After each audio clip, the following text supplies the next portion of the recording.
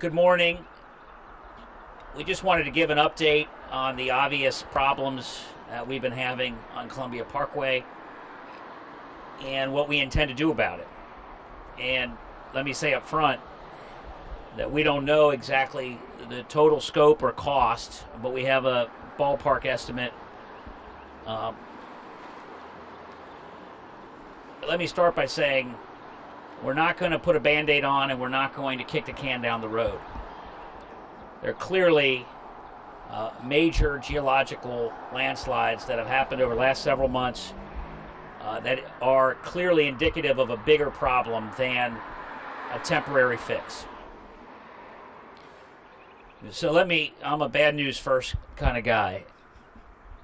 The bad news is that I believe that Columbia Parkway will be under construction for the next 2 years. We're hoping it'll come in less than that. We think maybe 18 months, best case scenario, but I think we should be prepared for 2 years of delays and restricted access. I think at a minimum, we should be able to keep 2 lanes open, meaning 1 in each direction. And hopefully we'll do 3, and sometimes there could be 4. But at a minimum, 2 lanes are going to be shut for the next 2 years, at a minimum. And there will be times when all of Columbia Parkway, or at least this section of it, will be shut at various times. We are going to do, I personally drive Columbia Parkway on a daily basis. So this is a major inconvenience to tens of thousands of people every day, and will be for the next 2 years. But it's also the case that we have an obligation to fix it, and to fix it right, and not to waste money on a Band-Aid that only doesn't solve the problem but solves it for a couple months, and then we got to shut it down again. What we know, what are we going to do? Over the next couple of weeks, we'll be bringing to council a plan that will cost a minimum of $17 million, may cost more. What we will do is a series of new walls and, I don't know what they call it, nails or staples to secure the hillside for the next generation. And by generation, I mean 30 to 50 year fix. Obviously, Mother Nature will continue to change over time. And I believe, as I've said repeatedly, and there was an article that we have copies for you today, that the rainfall in the last 20 years has been far in excess of the rainfall 100 years prior. There's no question that this is a climate change consequence that's going to cost the taxpayers and inconvenience all of us to fix. And although I will be personally inconvenienced, as well as tens of thousands of others, I will not kick the can down the road. We will fix this problem in a way that will survive for 30 to 50 years. And I just very much believe that we've got to level with people and say that we got to stop doing the temporary shutdowns. We have to come up with a permanent solution. As part of this 2-year plan, and we don't know exactly how it'll all be configured, but we do know that we will do our best to access as many lanes in both directions as we possibly can. I think the priority should be 1 lane in each direction, plus, if we can keep it to 2 lanes or 3 lanes of permanent blockage over the next 2 years, trying to figure out if we can get 2 lanes inbound in rush hour, 2 lanes in outbound. But all those details we don't have figured out yet. We are going to work to do that, though, to maximize the rush hour lane opening. But right now we have 3 going in, 3 going out in normal times. That's clearly not going to be the case for the next 2 years. We will also be looking at Riverside to reconfigure Riverside to accommodate the loss of capacity on Columbia Parkway on a temporary basis until we can get the permanent fix in place. I think that's the least we owe the tens of thousands of people that depend on getting to and from work on this major artery going forward. So this is essentially a bad news press conference that I expect major delays and blockages for 2 years, but we will fix the problem in a way that will last a generation. I'd now like to ask the city manager to say a few words, followed by our Department of Transportation Director, Joe Vogel. All right, so this remains a top priority to the city of Cincinnati, and we've just recently released a report that kind of presents out our plan to help stabilize Columbia Parkway. As the mayor said, we're looking at this thing possibly costing around up to about $17 million, and we're going to make sure that we tackle all of the active slide areas to ensure that we stabilize the hillside so that we can avoid these inconveniences to the public and the public safety issues related to these landslides. Again, I'd like to thank the mayor and council for making this a top priority, and definitely we're working on different funding options that we're going to present to council for this immediate area, and also the next couple of weeks we're going to present to them a more detailed funding scenario on how we can move forward with funding this work. At this time, Joe Vogel will come and speak.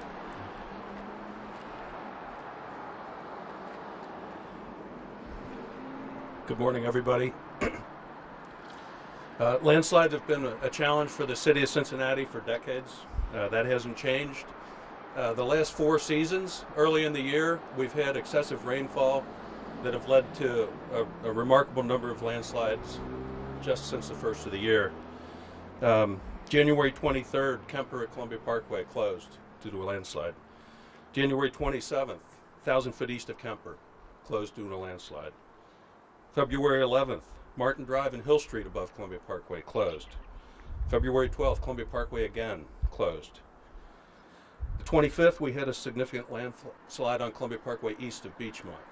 And that, we put out an emergency contract to repair that for approximately $900,000. That work is underway now. March 6th, again, we had a landslide. And then just this week, the one behind us, which is still active. We are recommending to council an emergency repair for the one behind us, approximately $750,000. That's going to go to council very soon. Patrick mentioned the report to council. It's a comprehensive report. We've been working on it for a number of weeks, and we'd have had it done by now if not for all these landslides. But that's going to council today. There's a special budget and finance committee at 1 o'clock, and then the regular council meeting at 2. In that comprehensive report, we're recommending that 12 active landslides between Baines and a point about 700 feet east of Torrance will be repaired. And that's the $17 million project that Mayor Cranley alluded to. We're going to stabilize those active landslides, and we believe that will lend stability to the areas in between that are not currently active. Now, the potential always exists for more landslide activity, and in the long term we'll probably have to do another significant repair when these come up. It's a significant challenge for the administration to find funds to do this work. We've been working closely with the city manager and our budget director to locate the money to move forward, and we are going to present that to council today. And I'd be remiss if I didn't thank particularly the people from Public Services and the police department that work third shift. Often they're the ones that close these roads in the middle of the night. They know what to look for, and they warn us, and we think it's a life-saving service. Our DPS work crews that clean up the mess behind us when those happen. Our DOTE team, landslide experts and engineers that understand this problem and know how to solve it. And then our mayor and our elected leadership to continually challenge us to do a better job serving the public. So we're grateful for that. I'd be happy to entertain any questions you might have. Well, the mayor mentioned a series of walls. So do you know the height? Has that been determined yet as to how high, whether there be a differential? And we actually, we're planning to do what we'll call a 2-step design build contract. We're going to solicit ideas from the contractor community and select the one that best solves the problem at the most reasonable cost. So we don't know yet. It could be walls, it could be soil nailing, as the mayor suggested. That's the method that's being undertaken right now east of Beachmont, is a soil nail repair that stabilizes the remaining slope. $17 million.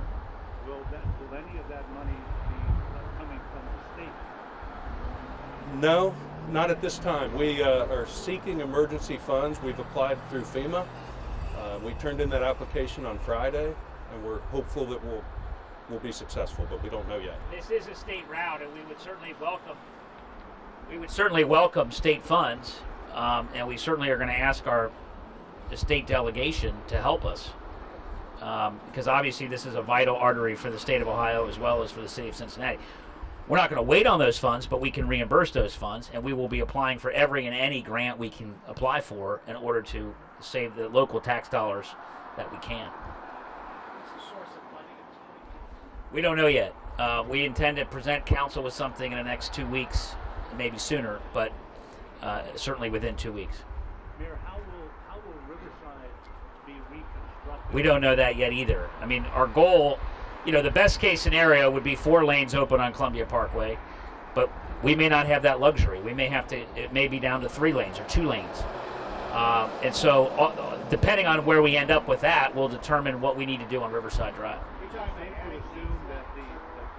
I think we've got to have capacity for the tens of thousands of people that come in and out of downtown on Columbia Parkway and Riverside. So if we lose capacity here, we got to add it somewhere else. Or we're not going to be able to replace it one for one, but to add some capacity, I think it's got to be on the table. What I want people watching these newscasts to understand is that we know this is a huge inconvenience. It's an inconvenience for me personally. This is going to cause anxiety, delays, timeliness issues, time away from your family, to budget more time to get to and from work for the next 2 years. And I want the citizens to know that we hear you. We know that's a huge inconvenience, and we're going to do everything we can to keep as many lanes open on Columbia Parkway and Riverside Drive. But obviously there's a safety issue where people could get killed if we don't fix this. And so it has to be fixed, and I won't just stand for a Band-Aid that fixes it in hopes that we can kick this down to the next administration. We will fix it on our watch to make sure that the next city government has this issue solved for at least a generation, 30 to 50 years. Is it safe to assume that when you're down to 2 lanes here that the speed limit will be reduced? I'm assuming that would be on the table, but I'm not an expert on that. Hey Joe, can you talk about what's being done now? Because obviously trees are being cut, and how what you're doing now will differ from like the permanent solution. So what repair we have planned for this, which we said would be about $750,000, that is part of the permanent solution. And we're going to do the same thing we did east of Beachmont. We're going to solicit ideas from the contractor community and pick the best one. That one was a soil nail solution. This may be the same, but we don't know yet.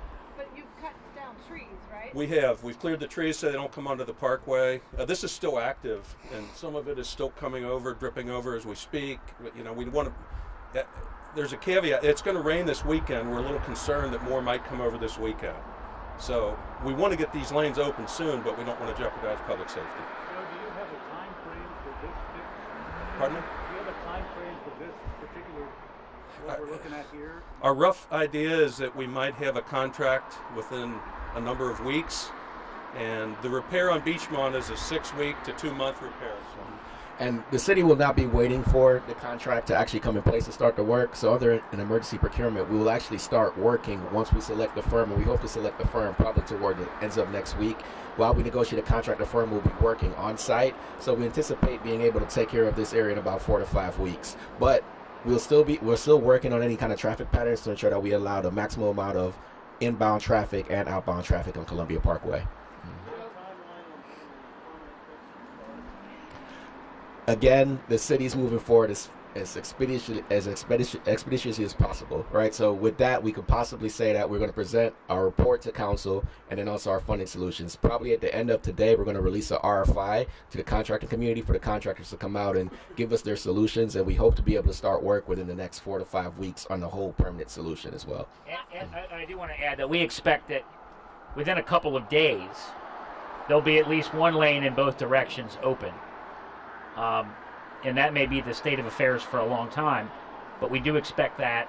And as we've said, we will do everything in our power on the permanent solution to get 3 and maybe at times 4 lanes open but I can't guarantee that. But we will try to get one in each direction open within a couple days.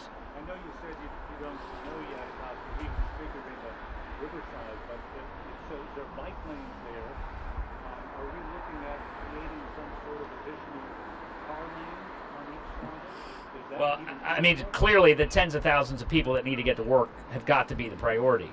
And so all those options are on the table as we figure out how to get people to and from their jobs. And by the way, you know, you have people who work downtown pay taxes to pay for all the basic services of the city. So that has to be the priority as we majorly inconvenience everyone who uses this artery on a daily basis. Are there any homes at risk? Yeah. No homes are currently jeopardized by the slides that are happening on Columbia Parkway at this moment.